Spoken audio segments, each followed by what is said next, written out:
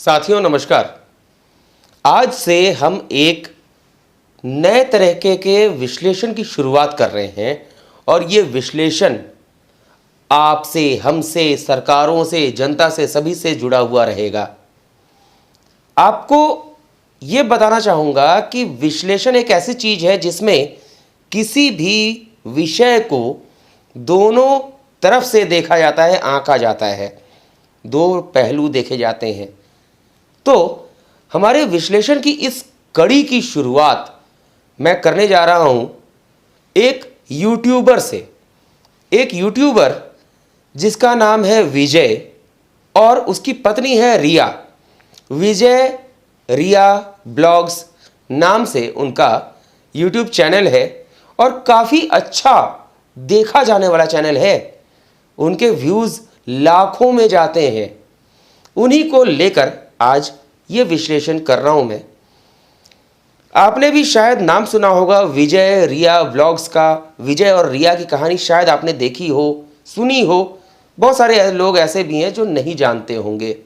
संक्षेप में मैं ये बता दूं, विजय एक लड़का है, रिया उसकी पत्नी है और इन लोगों का प्रेम विवाह हुआ था वर्ष 2014 में।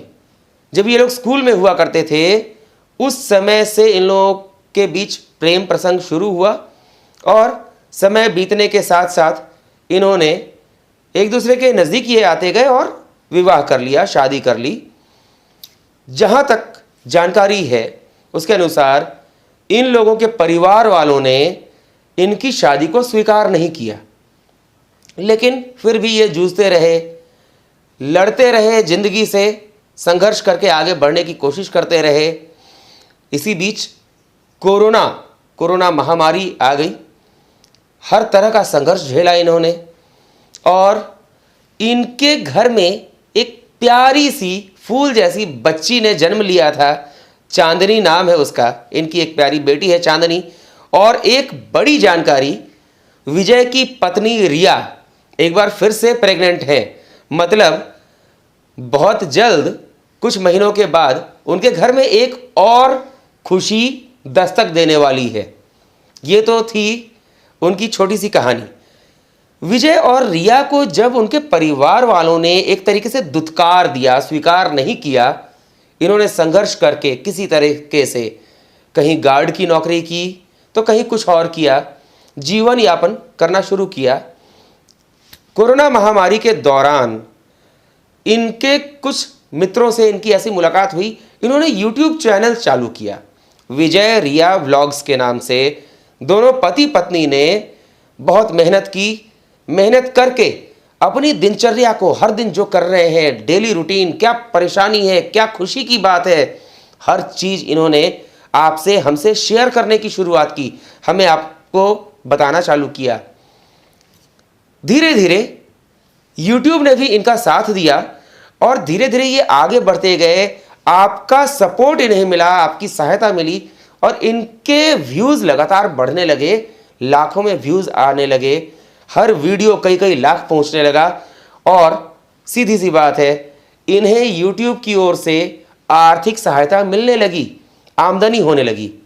धीरे धीरे ये आगे बढ़ने लगे। जो किसी तरीके से जीवन जीने की जद्दोजहद में लगे थे, संघर्ष कर रहे थे, उनका जीवन का स्तर सुधरने लगा। इन्होंने किसी तरीके से अपना एक घर बनाया।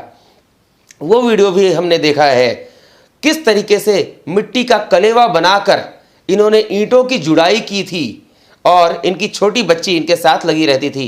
दोनों पति पत्नी लगातार संघर्ष करते हुए आगे बढ़ते रहे। कभी बीमारी हो, कभी कुछ हो, लेकिन दोनों ने एक दूसरे का साथ नहीं छोड़ा।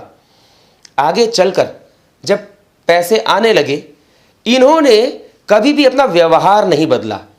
विजय और रिया डाउन टू अर्थ रहे, मतलब हमेशा जमीन पकड़ कर रखा इन्होंने। कभी ऐसा नहीं किया कि पैसे आ गए हैं तो अपने आप को बहुत ऊंचा समझने लगे हों।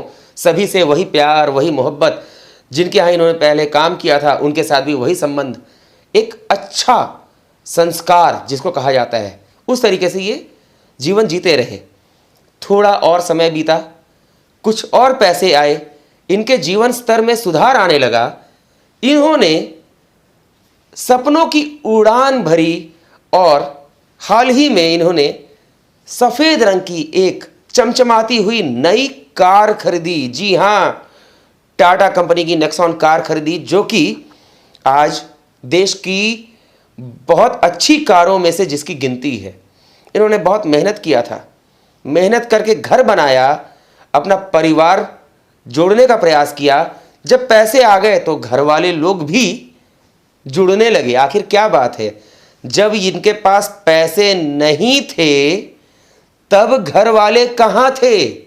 जब पैसा आ जाता है तो सबको रिश्तेदारी नजर आने लगती है। ऐसा क्यों?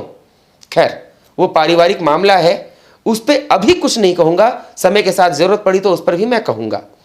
लेकिन जब ये घर बना रहे थे उस समय तो किसी को कोई आपत्ति नहीं हुई, रास्ता था घर आने जाने के लिए, सब कुछ था।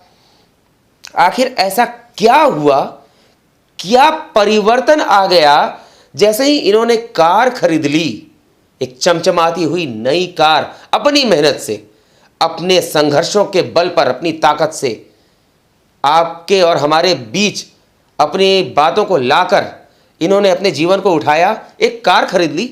आखिर ऐसा क्या हो गया जो इन्हीं के, जिसको कहते हैं ना गोतिया, इन्हीं के चाचा ताऊ, जो घर के लोग होते हैं, रिश्तेदारों ने इनके साथ फिर से वैर निकालना चालू कर दिया, दुश्मनी निकालने लगे, इनके घर आने जाने का रास्ता तक रोकना शुरू कर दिया। जो रास्ता पहले बड़ा हुआ करता था, कहने लगे कि नहीं, तुम्हारे घर जाने का रास्ता तो इतना छोटा सा है, पतला सा है, पगडंडी है। मतलब ऐसा क्यों? जब आप खुद ऊपर नहीं उठ सकते हैं और दूसरा जब उठने की कोशिश करता है तो उसको वापस कीचड़ में घसीटने की कोशिश, आखिर क्यों? आखिरकार विजय और रिया के सामने यह हालत पैदा कर दी गई कि वो युवा दंपति, युवा जोड़ा अपनी उसी कार को लेने के बाद सुखी जीवन नहीं जी पा रहा था। बहुत अधिक दिन नहीं हुआ था, कुछ लोगों ने, जैसा कि कहा भी जा रहा है, कई लोगों से पता भी चला, कुछ लोगों ने तो इन पर कुछ करवा भी दिया। कुछ करवा दिया मतलब आप समझ रहे हैं ना, जब खुद कुछ नहीं बिगाड़ पाए तो कहीं से कुछ करवा दिया ताकि ये लोग बीमार रहने लगे। विजय की तबीयत भी बीच में खराब हुई थी, जो पति है। आखिर क्या परेशानी है लोगों को? क्यों? कहा जाता है ना कि लोग जो हैं, लोग आज अपने दुख से कम दुखी हैं, दूसरे के सुख से अधिक दुखी हैं। तो विजय रिया के जीवन में जब सुख आने लगा तो उनके ही रिश्तेदार, उन्हीं के आसपास के लोग दुखी होने लगे। ऐसा माहौल पैदा कर दिया कि विजय और रिया जीवन ना जी सके। इसको क्या कहेंगे? बेशर्मी नहीं कहेंगे। मतलब एक पति पत्नी जो संघर्ष करके अपने जीवन को किसी लक्ष्य तक ले जाने की कोशिश में लगे हों, जीवन स्तर उठा रहे हों, ऊंचा कर रहे हों, उनके साथ हर कदम पर अड़ंगा लगाया जाने लगा।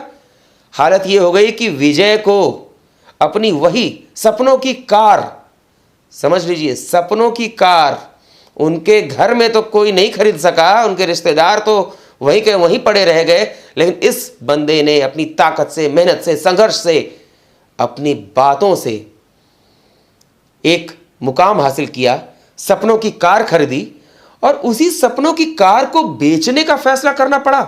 ज्यादा दिन भी नहीं हुए। इतनी बेशर्मी आ सकती है रिश्तेदारों में। रिश्तेदारों ने कभी साथ तो नहीं दिया, लेकिन हां, जब कोई आगे बढ़ने लगा तो उसका पैर खींचने लगे कि आ जाओ कीचड़ में हमारे साथ, कीचड़ में जीवन जियो। ऐसे रिश्तेदार किस काम के? मैं तो विजय और रिया आपसे भी यही कहना चाहूंगा, ऐसी रिश्तेदारी से अपने आप को बचा कर रखिए। यह रिश्तेदारी आपके जीवन में आपका काम नहीं आने वाली। सीधी सी बात, एक बात ध्यान रखिए, रिश्ते एक दूसरे की सहायता के लिए होते हैं, सहयोग के लिए होते हैं। जब वही रिश्ते आप पर बोझ बनने लगे, आपके रास्ते का कांटा बनने लगे और आपका जीवन नष्ट करने लगे, तो ऐसे रिश्तों को तोड़ देना चाहिए, खत्म कर देना चाहिए। ऐसी रिश्तेदारी से बाहर निकलना ही आपके जीवन के लिए अच्छा होगा। अपने जीवन को आपने हर बार नए सिरे से जीना शुरू किया। शादी के बाद भी जब आपको दुत्कार दिया गया था तब भी आपने हौसला रखा, हिम्मत नहीं हारी। आज हिम्मत हारने की बात क्यों? आपके सपनों की कार, आपके रिश्तेदारों में तो किसी की इतनी हैसियत नहीं हो सकी, लेकिन आपकी हैसियत देखकर जब लोग जलने लगे, कुढ़ने लगे, तो आप क्यों पीछे हट रहे हैं? कार बेचने का फैसला आपने किया, मुझे कहीं से भी ये उचित नहीं लगा।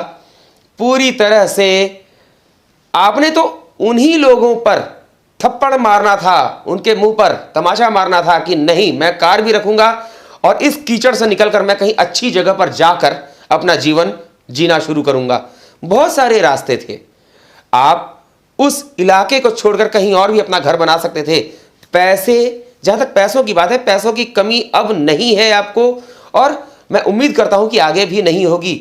आप दिन दुनी रात चौगुनी तरक्की कर रहे हैं और आगे भी बढ़ते जाएंगे, ऐसी ही उम्मीद नजर आ रही है। ऐसी स्थिति में आपको उन लोगों से तो दूरी बना ही लेनी चाहिए जो कभी भी आपके नहीं होंगे, आपके होने का नाटक करते हुए आपका पैर खींचते हैं। ऐसी रिश्तेदारी को, इस रिश्ते के धागे को काट दीजिए और अपना जीवन नए सिरे से, नए तरीके से, एक अच्छे माहौल में जीना शुरू कीजिए। अपने बच्चों को भी एक अच्छा माहौल देने का प्रयास कीजिए। आपका होने वाला जो बच्चा है, आपकी आने वाली संतान है, उसको भी एक नया माहौल देने की कोशिश कीजिए। मैं तो यही कहूँगा और ईश्वर से भी यही कामना करूँगा कि इस दलदल से आप जितनी जल्दी हो सके निकल जाएं और एक अच्छा घर हो आपका, एक अच्छा परिवार हो आपका, आपके सपनों की गाड़ी आपके आंगन में खड़ी हो और आप जो करना चाहते हैं जीवन में वो कर सकें, हर समय अच्छे रास्ते पर आगे बढ़े, यही कहना चाहूँगा। और आपके रिश्तेदार अगर देख रहे हैं इस वीडियो को, उन्हें भी मैं इतना तो ज़रूर कहूँगा कि रिश्तेदार केवल नाम के नहीं होते, काम के होने चाहिए। अगर आपका रिश्ता था और आप रिश्ते के नाम पर किसी को दबा कर रखना चाहते हैं तो आपकी रिश्तेदारी किसी काम की नहीं। इससे तो अच्छा वो है जो अनाथ होते हैं। आपने तो स्वयं खुद ही अपने रिश्तों को कलंकित कर दिया है। इसलिए विजय और रिया को अगर आप कष्ट दे रहे हैं तो आप ये जान लीजिए आप अपने लिए कौन सा रास्ता तैयार कर रहे हैं। कौन जानता है कि आने वाला रास्ता आपका और भी कठिनाई भरा हो, कोई नहीं जानता। इसलिए इतना कहकर मैं इस बात को समाप्त करूंगा, इस विश्लेषण को समाप्त करूंगा। विजय रिया के लिए, उनकी बेटी चांदनी के लिए और उनकी आने वाली संतान के लिए मेरी तरफ से शुभकामनाएं हैं और मैं यही चाहूँगा कि ऐसे दलदल से विजय आप निकल जाएं और एक अच्छे जीवन की ओर आगे बढ़ें। जल्द ही एक और ख़ास तरीके के विश्लेषण के साथ मैं आपके सामने आऊँगा। तब तक के लिए नमस्कार।